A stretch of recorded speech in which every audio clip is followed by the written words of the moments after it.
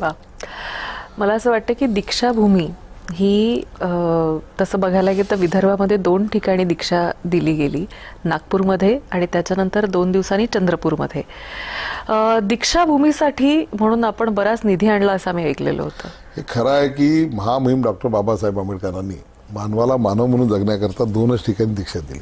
एक नागपूरला 14 ऑक्टोबर 1956 आणि चंद्रपूरला 16 ऑक्टोबर 1956.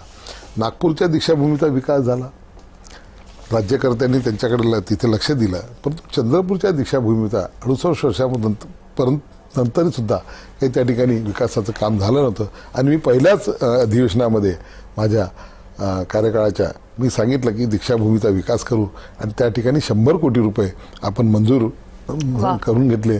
आणि आता त्याच्यातला एक 57 कोटी रुपयाचं कामाला पहिल्या टप्प्याचं सुरुवातही होत आहे आणि हे पूर्ण त्या ठिकाणी करू. आणि तिथे दीक्षाभूमीवर जो कोणी येईल जगातला, एक तर त्यामध्ये असं होईल की त्याला एक सामाजिक काम करण्याची प्रेरणा मिळेल, भावना होईल. आणि चंद्रपूरच्या जे महत्त्व आहे हे जगाच्या समोर येण्यासाठी दीक्षाभूमी एक मोठा अचिव्हमेंट राहील असं मला वाटतं.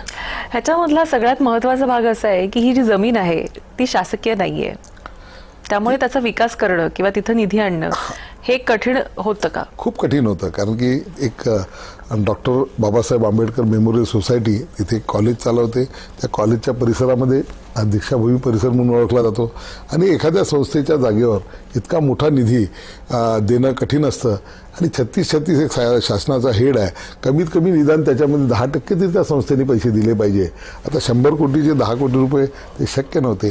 तेही अट आपण रद्द करून कोणत्याही संस्थेचा पैसा न लागता फक्त संस्था मात्र त्या सगळ्या परिसराची देखभाल व दुरुस्ती करणार आहे.